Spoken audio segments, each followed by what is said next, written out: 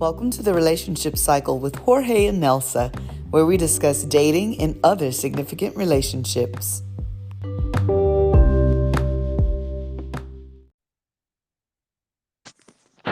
Good evening, señorita. Good evening, Poppy. Welcome back, everybody, to the Relationship Cycle with Jorge and Nelsa.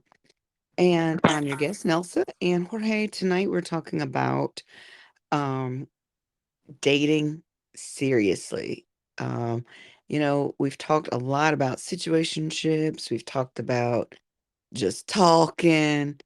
Uh, we've talked a lot about all sorts of relationships, but what do you do? Where do you go when you're ready for a real serious commitment? Just in my own cycle, this topic came up as um, something of interest.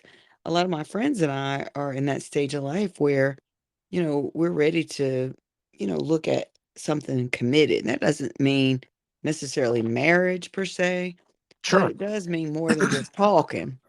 And as we talked about in our previous show. So, what do you think? You know, as far as the male perspective, I'm very curious because maybe you can help me find where I need to be.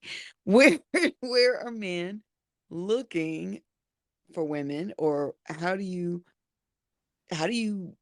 set that whole search up when you're ready to find something more serious and stable and committed? I would say that that's actually a pretty complex question nowadays because as a society we've become so dependent on technology, particularly our cell phones, where everything that we do, especially our social life and of course our dating life, it's all connected to our cell phone.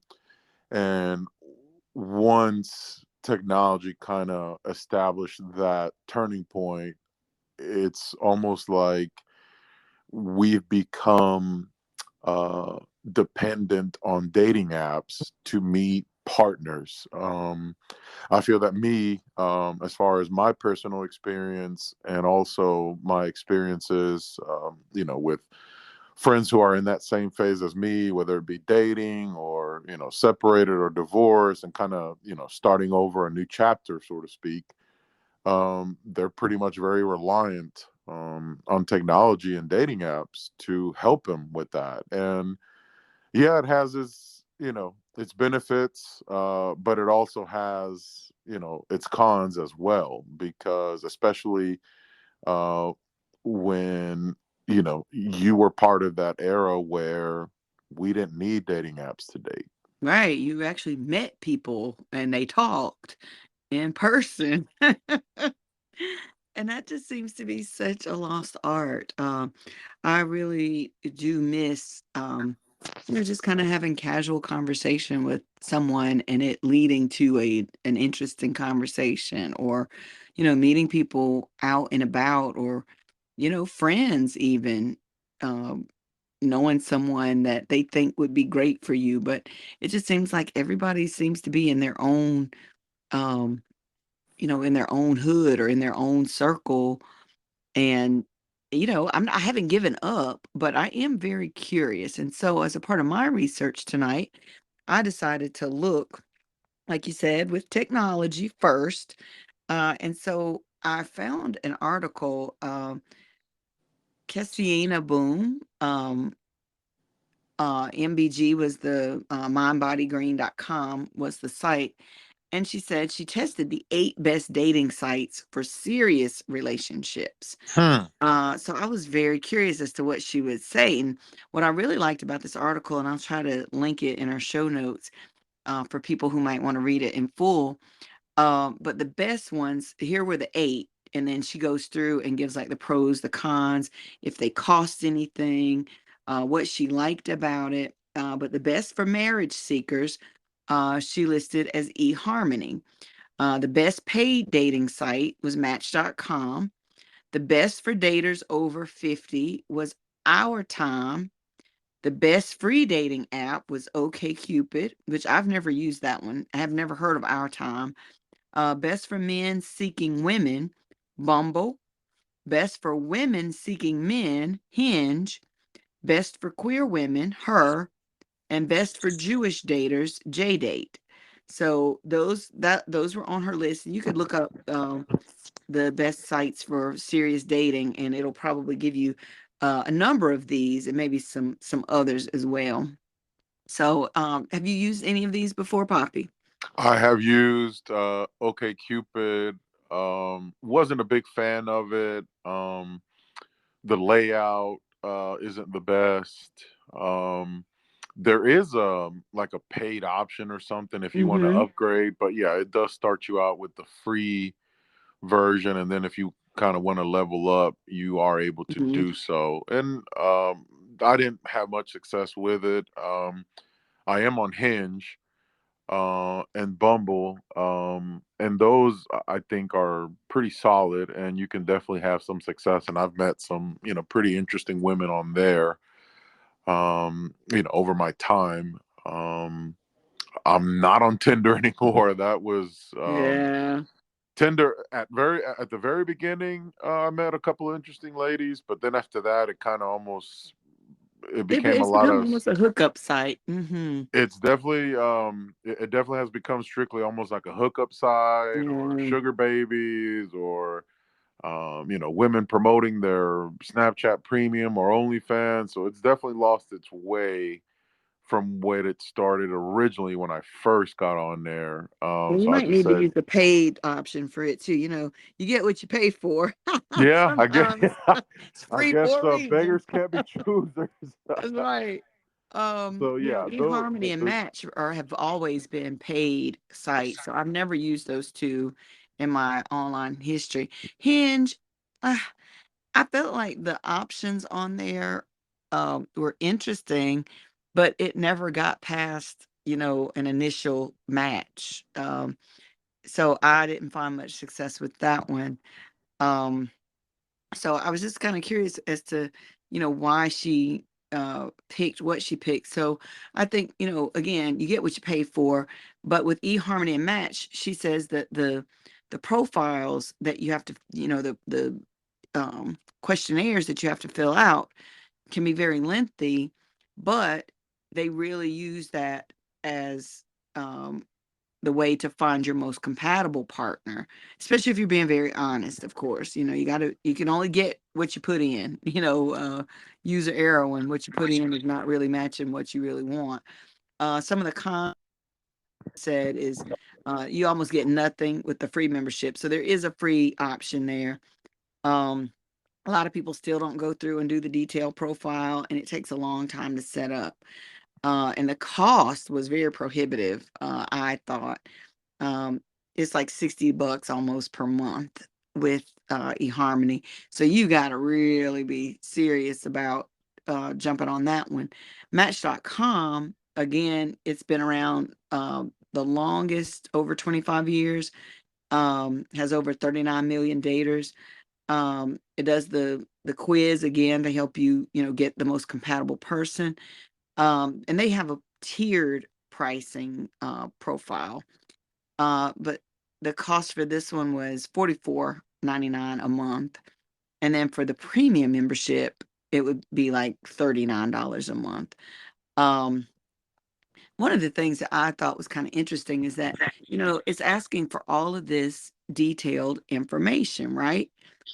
But to me, it's almost like people are more willing to read the information about somebody, which is good, I guess, in a way that you can weed out, somebody that really doesn't have your similar interest, or, they're not really, on the same page as you, maybe with like your religious beliefs, or whether you want a family or those kinds of things. Um, but to me, I felt like, where do we get that in person now? Can you so still find that? I will say, just to kind of put a bow on the apps.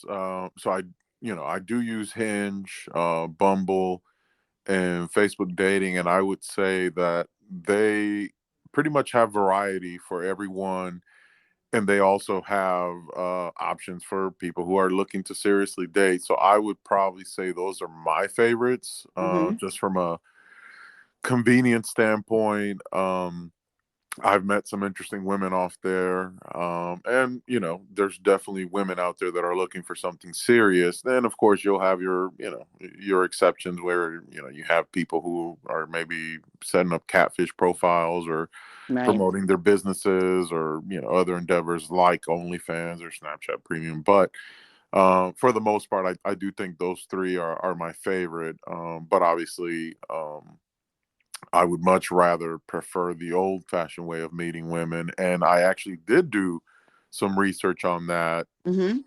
to try to kind of give people perspective on how to meet people without becoming reliant on dating apps. Okay. And the idea is to kind of, you know, look into neutral, casual, low pressure environments that you enjoy where you can meet someone that you might have some chemistry and compatibility. And I took some notes and bullet points on some of that digging that I did, and this is what stood out to me.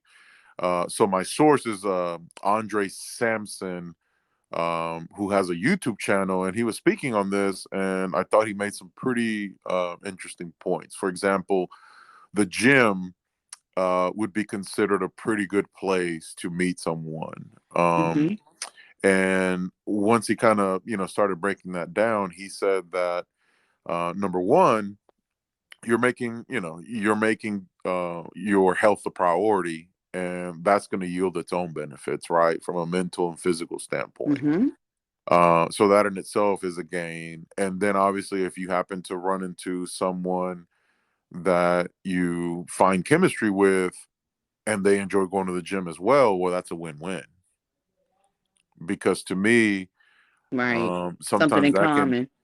exactly, and because sometimes some people are gym rats and some people are not, Right. and that can definitely be an issue if you're trying to establish that rapport. For some people, that's a deal breaker. Mhm. So definitely something to keep in mind. Social events like, for example, concerts, art galleries, museums, Mhm. plays, different festivals, or you could also join an interest group. Like, say, for example, if you're a photographer, right? Mhm.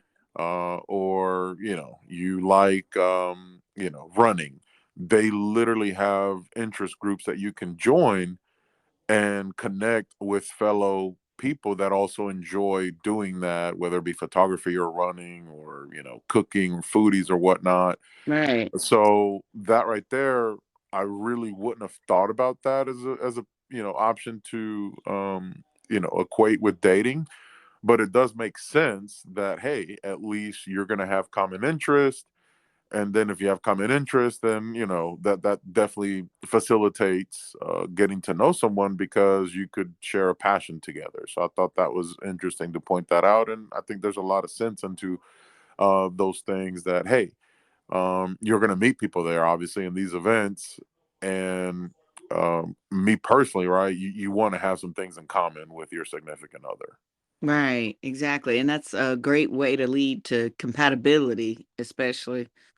Like, you at least know you have something in common with the person off the jump, or at least they're curious, if nothing else. If this is their first time and, they don't necessarily take to it, at least it shows that there's a certain openness about them to be interested in something new.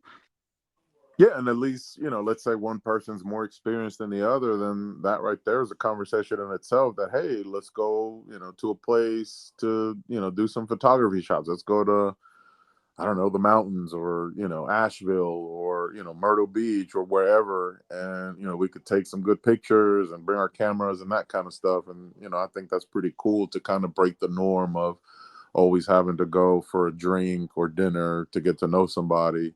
So I think, those would be kind of things to kind of, keep in the back of your mind if you're ever trying to find people, and dating apps aren't really your thing. Or because I have come across women that say that dating apps aren't really their thing, that they prefer more, the organic way, even though I argue that, the organic way is almost a dying breed.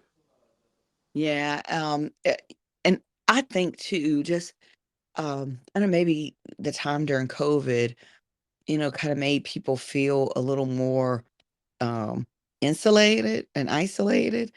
And just that the art of conversation and knowing how to, feeling comfortable. Some people are already shy and introverted. And so, not really sure of how to start off. And maybe we need to do a whole show on, starting conversations or something, because it feels like to me like that's where things go a little haywire. Like just, hey, how are you tonight? What's your name? To me, like being that direct is fine. It's respectful, it's direct. You know, there's no vague, I'm not really sure if he was trying to hit on me or if he was just speaking, or, it's some very clear cues that you're interested. Um, and rejection is a part of the game. It's a numbers game, everybody. Like there's going to be some no along the way. And I think I used to be so just torn up inside about the rejection. And now it's just like, okay, so whatever. You don't want to be with somebody who doesn't want to be with you.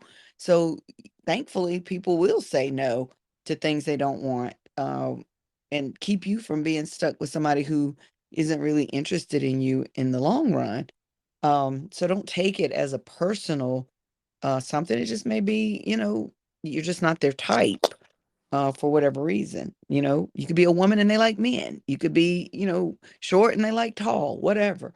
Um, Yeah, but and sometimes I think I think it's human instinct, right, to kind of think, well, what's wrong with me, or did I do something, or was my approach, too much or whatnot. But sometimes it's a they thing, not a you thing. right, exactly. And don't take it so personally. Have you ever done speed dating, Poppy? I have not. It would be cool to try it, just for the hell of it, just to The say I tried experience, it. right? I have had friends that have tried it. I've heard some mixed reviews on it. Some people said it was pretty cool and had an interesting experience. Hmm. Some people were like, a little too much going on, and kind of, felt like they had, kind of like that overwhelming feeling because things were literally happening fast and kind of, quickly. So that's kind of the feedback that I've gotten from a couple of friends that have tried it. So, kind of a mixed bag. But, if you're single, or, you're open to, try to find a significant other, I think it don't hurt to try. And if it doesn't work out, then hey, you can at least say, hey, I tried it, not my speed. Exactly, exactly. One of the other things that I saw for like being able to find someone out locally is, going to coffee shops, Yep. or Hmm. lounges. And, I love the cigar lounges, because a lot of times they have live music. Karaoke was another one. Places where, again, if that's something you're into, that's definitely not something that you're going to do if that's, you're allergic to smoke. Please don't do that. Don't go to the pet day, adoption day, and volunteer if you're allergic to dogs and cats. That's not going to be healthy to find somebody who's all into pets and you can't breathe around them. Um, but being able to volunteer, even in something that, 5Ks, excuse me, 4K. You can tell I don't run. But a 5K, or, marathons, or things like that. That was some other topics that came up that I looked at as well. But when you're there though, it's important to not be on your phone and, be so into your TikToks and, swiping on your date naps that you miss somebody who is live and in person, who is giving you, eye contact. So being able to make eye contact and look like you are approachable, for the right person, of course. So that was some of the tips as well. And I thought, well, have I done these things? I was kind of going through the list of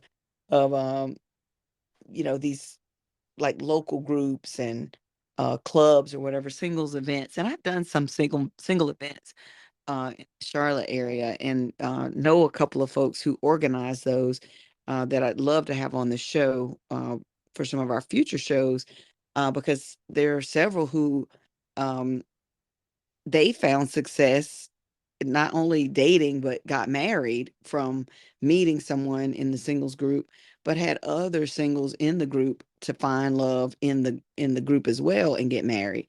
And so I think it's definitely um, the opportunities are out there. It's just a matter of plugging yourself into the right things. And one of the things that I thought about too, even for myself, was like if you haven't found what you're looking for with the activities that you're involved in right now, maybe it's time for a brush up. Maybe it's time to add something new. And so I've thought about taking up golfing um, for, a new activity because that's something that I never learned when I was younger and I was an athlete in high school. But I thought, a lot of people still like to golf to stay active. And you know, a lot of eligible people are out there on the golf course apparently. So I was like, maybe that's something that is a is an option for meeting people. So, what about you, Poppy? Are you trying anything new as the relationship cycle continues for you? I now that it's wintertime, and about to start the new year, I always like to set up some goals. I am one of those people where I do believe in the whole New Year's resolution. Mhm, I like to set a couple of, goals for myself and then, focus on them. mhm, And I would be open to trying some of that stuff, especially since, I've worked from home pretty much since the pandemic started in 2020. So I haven't gone into the office. And yeah, I know it's not the ideal scenario, but, I've seen people who have found some success and, in the office and the work environment, particularly people who mhm. bartenders, waitresses, Right. realtors, or people that work in the medical field, right? Like they are constantly meeting new people, whether they want to or not, because it's part of the job The description. profession. Yeah. So they tend to kind of have an advantage that, hey, they're going to run into a lot of people and it's a numbers game. Now, obviously, sometimes they're going to run into people they don't want to run into. But that does kind of offer, another, avenue of meeting people. Obviously, I don't have that luxury since I've worked from home pretty much since 2020. So that Mhm. definitely has made me aware to even be to maximize my social setting opportunities because I work working from home. There is no real opportunities to meet new people. Right. And one of the other things, a dear friend of mine recently started seeing someone a few months ago. And one of the things she said was she finally made a decision. And she was like, and I asked God for what I wanted. She said, but I had to really figure out what did I want. And I thought that was a neat and insightful thing to say. Like, how many of us have really written down and thought about like what it is you're really looking for? And I'm not talking about uh looking for, you know, perfect, but who is what would be perfect for you? That means there's still going to be some flaws, there's still going to be some things that, you got to navigate, negotiate with each other, but what is perfection for you in terms of the right person? And so often we're going out just sort of looking to see who would even be interested in us, as opposed to what are you interested in? Like, what does that person, what are their qualities, their personality? What sort of things do they like to do? And if you have not, I think that's a great idea when you talk about making goals for the new year, Poppy, is to, if you have already written down some things that you want in a partner, maybe it's time to refresh that list and look at, do you meet the do you meet the criteria for what you're writing down? Ooh. Because I've really had to be honest with myself, in the past, few years, like, would I have met my own criteria? And I think in a lot of ways, yes, but in some ways, no. And so as I feel like I've gotten, a lot clearer, a lot stronger, a lot healthier, in so many ways, I think it's time for me to update my list and really think about what are my non-negotiables, what are things that if I'm going to be in a healthy relationship that works long term, what does that look like? for real, for real.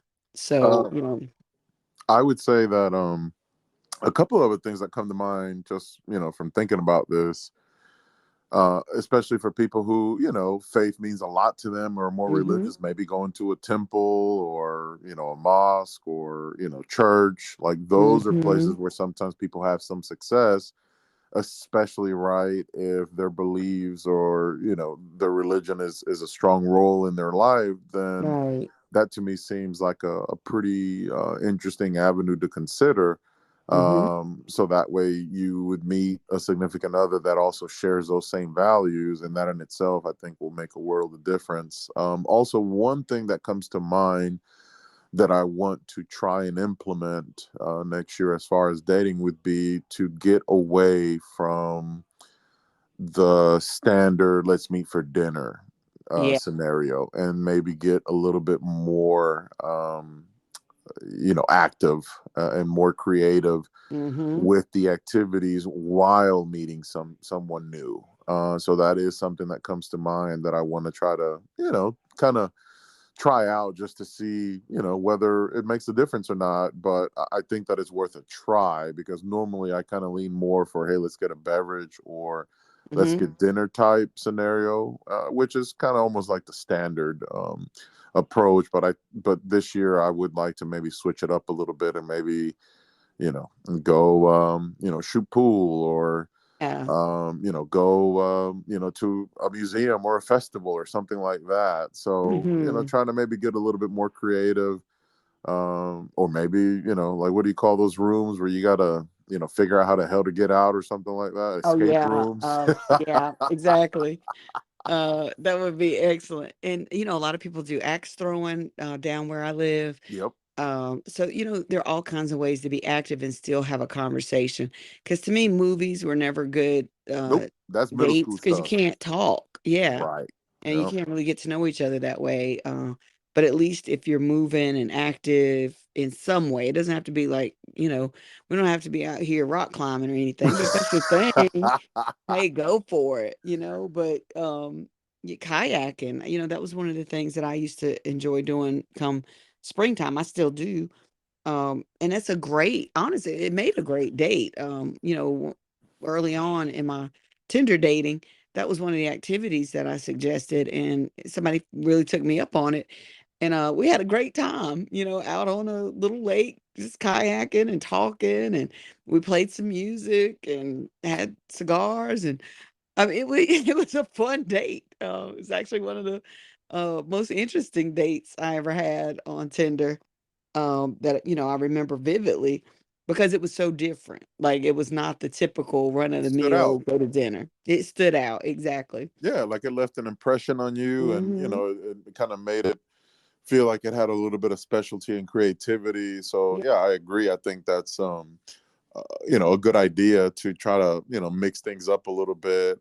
Another scenario that comes to mind would be with the people that know you well and people that you trust, if they have friends, or Hmm. if they have someone that they think might be compatible, maybe doing a little a game night, or having a cookout or something, and inviting people together, and then just kind of see how that evolves without forcing the issue, of course, and making things awkward. But like P Diddy said, me and my friends can be friends with your friends. So You did not say P Diddy. well, yeah, I know he's in some hot water, but I'm talking about the I P don't think we Diddy can say that on the show, that was can we? dropping hits in the '90s. That's the P Diddy I remember. I know it exactly.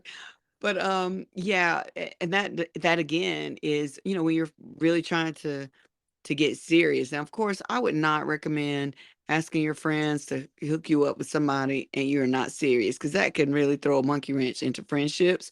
So, again, if it's not really, going to be something meaningful, you might want to steer clear of that if it's going to create a problem for your friendship. But we're talking about serious dating, moving on to some sort of, major commitment, hopefully, or at least can lead to that. It likes you both are trying to get to that, even if it doesn't happen to work out between the two of you. Um, and I again, just really telling the other person and being honest, maybe not throwing it at them all on the first meetup or the first conversation, but really being honest about what it is you're looking for in terms of the level of commitment. Like eventually, I am looking to be with someone that I am long term committed to. Like I'm not just out here just seeing what we can see, and I just don't want to keep situation shipping myself, you know, ad nauseum. But if that's what you want to do, have at it. But, again, being honest, I think is really the best policy. Good communication never, never, never hurts. Because you might end up being good friends if you're not anything else, and you've created another good relationship, even if it's not the one that is going to be the end all be all as far as love goes. Yeah, and with that is it can be tricky, obviously, because you don't want to connect someone with someone who's gonna mislead, or not looking for something serious, while you may have a girlfriend who really is trying to find somebody serious. So that's why, for example, if I were to do something like that, right, I would at least want to get a gauge of, like, hey, what are you ideally looking for? Like, are you just Mhm. looking for somebody to spend time with, or are you looking for somebody to settle down, just so that at least I can kind of give whoever I'm trying to play Cupid with at least a heads up that, hey, this is my friend, Jams, and she's looking to maybe settle down, or maybe find her person, so that way that person kind of has an understanding that, hey, this ain't a quick roll in the hay type scenario. Exactly. So, like, you would not be wanting to set your friend up with a friend who is not going to be good for your friend. It's like that's such a sticky, sticky place to be. Like, you feel responsible for somebody having false expectations, the other one being a real jerkhead. But at any rate, I feel like these are this show topic really helped me out, honestly.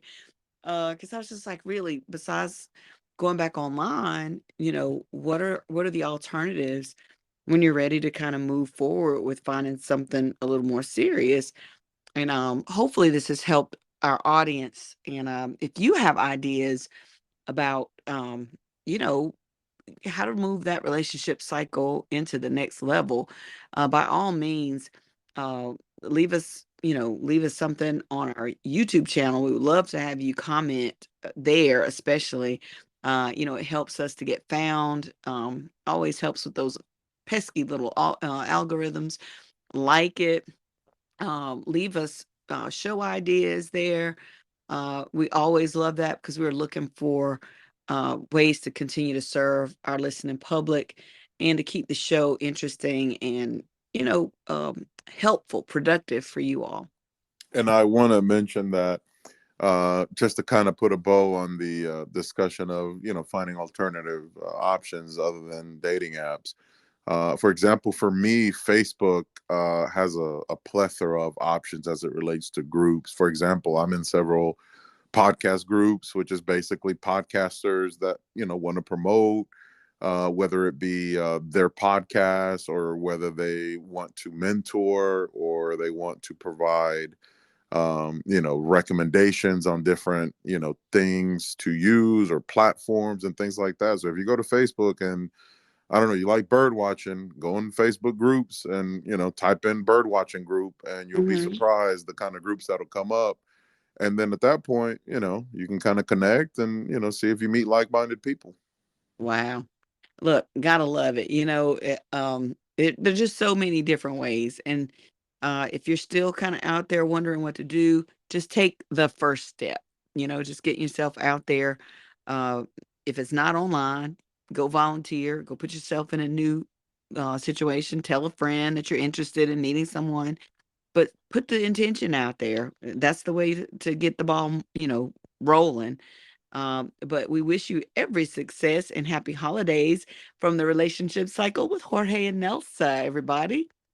Guys, thank you so much for supporting us. Thank you for another wonderful year of podcasting Yep. and having interesting conversations. And obviously, it wouldn't be a podcast if we didn't have the support of our listeners. So please subscribe, like, follow us, and give us feedback. We love feedback. And listen, sometimes, we're not on our A game. So if you feel that, hey, maybe you guys should cover more of this or more of that, hey, we're at least open to listen, and we're open to improve and enhance the podcasting experience for everyone that supports us. Absolutely. Until next time, everybody. Happy holidays and buenas noches.